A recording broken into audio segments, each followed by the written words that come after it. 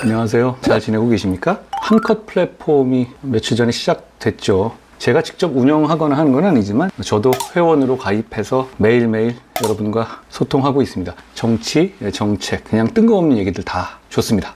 제가 최근에 이런 얘기도 했었죠. 이재명 천동설이라고. 이재명 대통령을 사법 리스크에서 유죄 판결로부터 구해내기 위해서. 왜냐하면 그게 나오면 정권이 끝나니까요. 사법 시스템을 마구 망가뜨리고 있는 점에 대해서 모든 동기가, 말도 안 되는 짓의 동기가 다 이재명의 문제로 들어가고, 그렇기 때문에 마치 천동설이다라고 말씀드린 겁니다. 그런데 검찰 폐지 같은 부분들, 이런 부분들을 말씀드리는데, 범죄의 피해자들은 포기할 것이고 범죄자들은 계속할 것이다. 제가 오늘 이렇게 페이스북에 썼어요. 어디다가 해야 되는지도 모르겠고, 경찰에 고소하면 결국은 다 안 된다고 불송치하면 끝이고, 그 잘못을 바로잡아줄 만한 검찰이 존재하지도 않고, 자료 준비해 오세요, 증거 준비해 오세요. 그건 경찰의 일이고 검찰의 일이잖아요. 그걸 왜 범죄 피해자한테 자료를 준비해 오고 증거를 찾아오라고 합니까? 그럼 국가가 왜 필요하고 검찰, 경찰이 왜 필요한 겁니까? 그동안은 검찰과 경찰이 그걸 해왔어요. 그걸 여러분에게 대신 하라고 하는 게 지금 민주당 정권이 얘기하는 검찰 폐지입니다. 수백억짜리 사건이란 모르겠어요. 그런데 1억 원짜리 사건들 자기가 변호사 선임해서 막 하려다 보면 배보다 배꼽이 더 커집니다. 그러니까 한 1억 원짜리 손해보고 사기당하고 이런 사람들은 화병 나도 그냥 포기하는 사람들이 대부분일 거고, 이건 결국 그러라고 만든 제도입니다. 여러분, 국회의원들이 진짜 이 제도를 반대할 것 같습니까? 힘 있는 정치인들이 이 제도를 반대할 것 같습니까?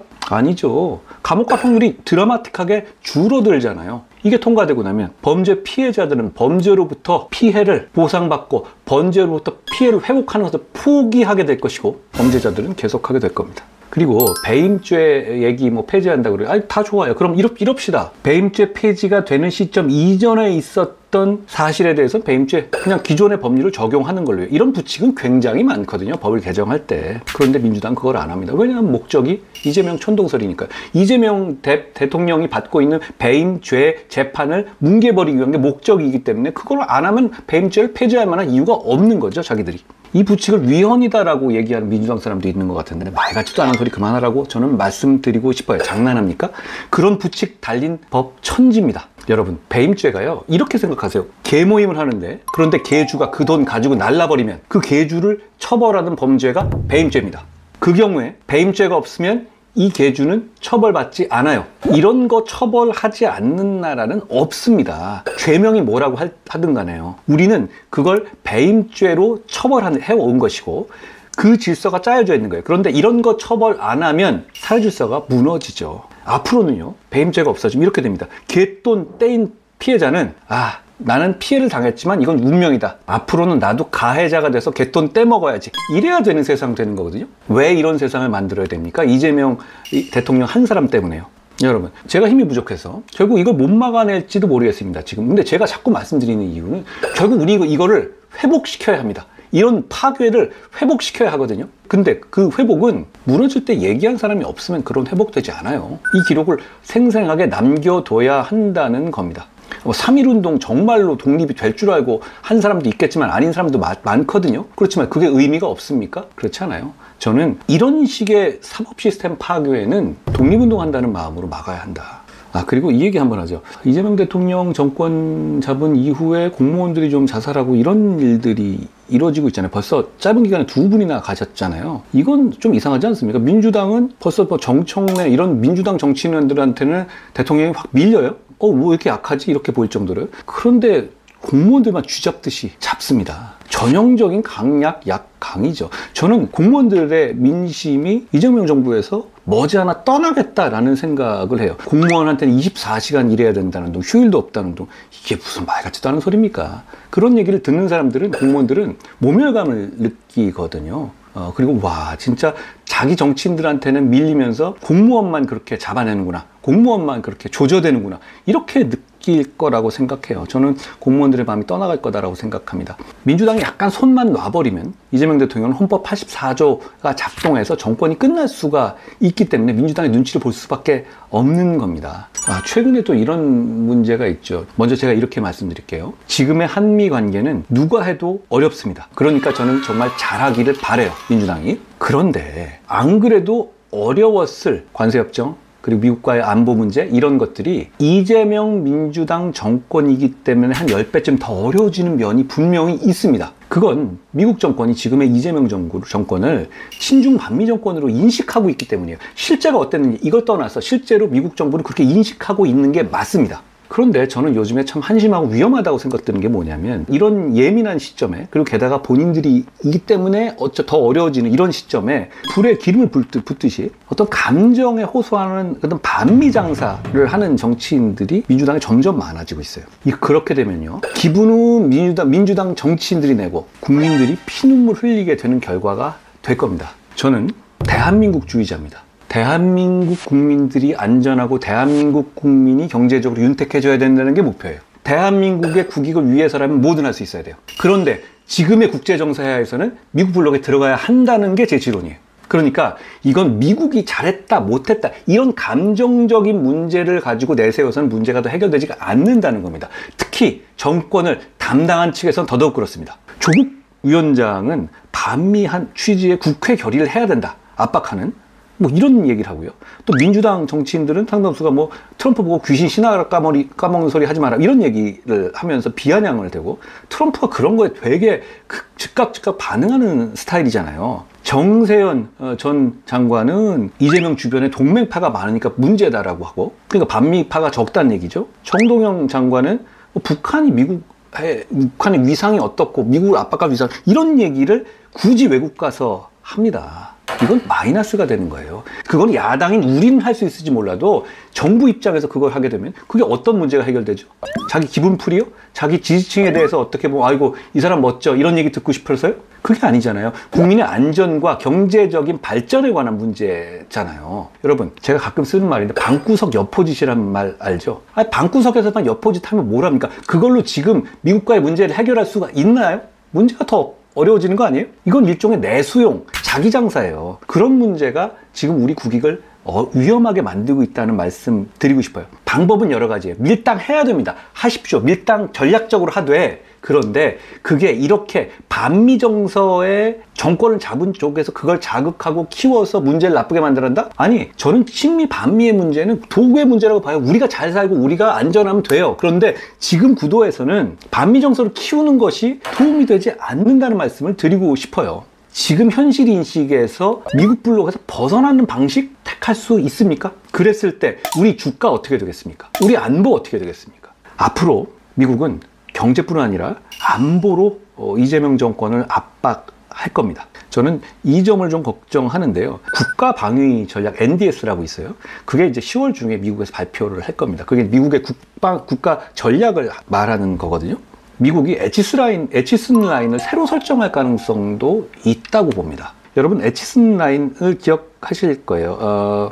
에치슨 라인이 1950년 1월에 당시에 에치슨 국무장관이 한국과 대만을 미국의 방어선 밖으로 두는 에치슨 라인을 발표했었죠. 그 이후로 6.25가 났잖아요. 지금 미국은 중국만 위협이라고 생각해요.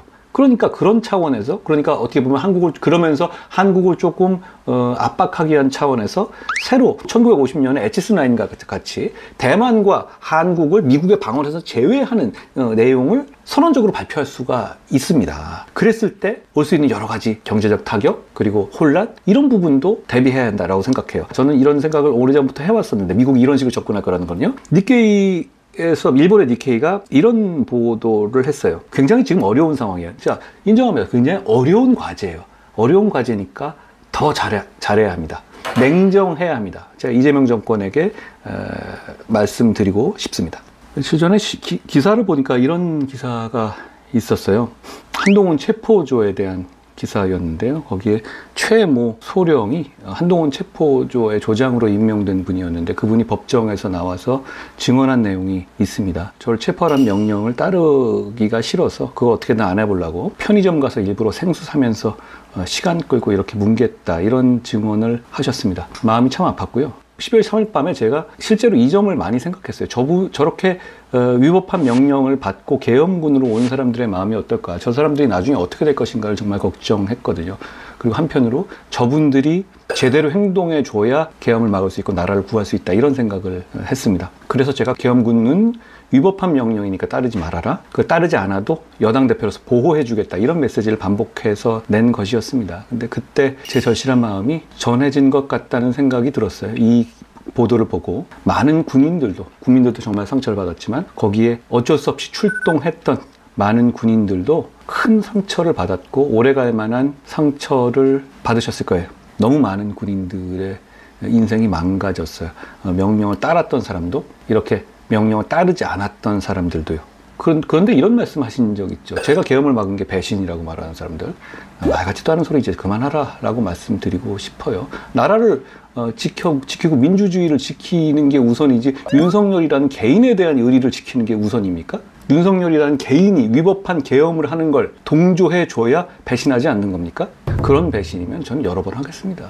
왜냐하면 그거는 나라와 민주주의를 지키는 것이지 배신이 아니에요. 비록 제가 그렇게 생각하는 분들께 시간을 드리고 천천히 설득하겠지만 아닌 건 아닌 거죠. 이런 체포 명령 같은 거 없었다면서요. 근데 그동안에 그런 명령이 없었다고 하면서 저를 배신자라고 하던 사람들은 다 이제 지금은 무슨 얘기 할지 모르겠어요. 아마 그냥 그런 일 없었던 것처럼 아무 말도 안 하고 선동이나 해야 되겠죠. 여기 혹시 그런 생각을 가지신 분들이 들어오셨으면 질문해 주시면 제가 답하겠습니다. 여기에 대해서 배신자 운운한 사람들한테 제가 이거 한번 물어볼게요. 그럼 그때 제가 어떻게 했어야 합니까? 계엄을 옹호했어야 됩니까? 아니면 도망갔어야 됩니까? 결국 저는 그 시점에 제가 할 일을 했다고 생각합니다. 이걸 배신이라고 하는 사람들은 민주주의와 국가에 대한 배신자다. 저는 이렇게 말씀드리고 싶어요. 뭐 계엄 잘못한 것은 맞지만 탄핵을 시키면 안 된다? 그럼 계엄 별거 아닌 거가 되는 건데요. 그런다고 그러면 정권이 안 바뀔까요? 계엄을 했는데요. 그런 생각 가지고는 앞으로 정권 못 잡아요. 그럼 계엄은 해도 괜찮다라는 정치 세력한테, 계엄은 큰 문제가 아니다라고 생각하는 정치 세력한테 민주주의 국민이 왜 정권을 주겠습니까? 그때 저한테 얘기했던 그때 다른 그 국민의힘의 중진들도 결국 탄핵될 거 알았습니다. 정말로 탄핵을 국민의힘의 다른 의원들이 막을 생각이었다면요, 회의장으로 들어가지 않으면 돼요. 그 전에 했던 것처럼. 근데 그러지 않지 않았습니까? 그때 어쩔 수 없고 결국은 탄핵이 될 수밖에 없는 상황이라는 점을 우리 모두 알았어요. 자꾸 생각과 기억을 왜곡하지 말라는 말씀 드립니다. 윤 대통령이 처음에는 자기 권한을 내려놓고 하야하겠다고 얘기했었죠. 그런데 그 말을 바꿨잖아요. 거짓말한 거잖아요. 그러면 그렇게 돼서 들어와서 군통수권을 행사한다고 하잖아요. 그러면 그때 국민들이 놔줄 것 같아요? 그게 그 윤 대통령의 권력이 유지될 수 있다고 생각하십니까? 그리고 그게 정당합니까? 그러지 않다는 것 당시 국민의힘 의원들도 다 알았어요. 그러니까 다 같이 회의장에 들어간 거예요. 속으로는 탄핵 불가피하다는 거 다 알고 있었습니다. 그럼 또 이렇게 말씀드리죠. 이재명이 만약 계엄하면 어떠실 거예요? 그렇게 따진다면 이재명 대통령이 계엄해도 그래도 괜찮다는 뜻이에요? 그래도 정권을 내려놓지 않아도 된다는 뜻이에요? 불법 계엄하더라도? 그렇지 않지 않습니까? 그리고 저는 이제 이런 말씀을 여러분께서 많이 해주셨으면 좋겠어요. 더러운 것을요, 더럽다고 피하는 경우가 많아요. 근데 더러운 걸 더러워서 피하면 이기는 거예요. 그런데 더러운 걸 두려워서 피하면 지는 겁니다. 이제는 상식 있는 사람들이 말하고 행동하고 뭉쳐야 한다, 이렇게 생각합니다.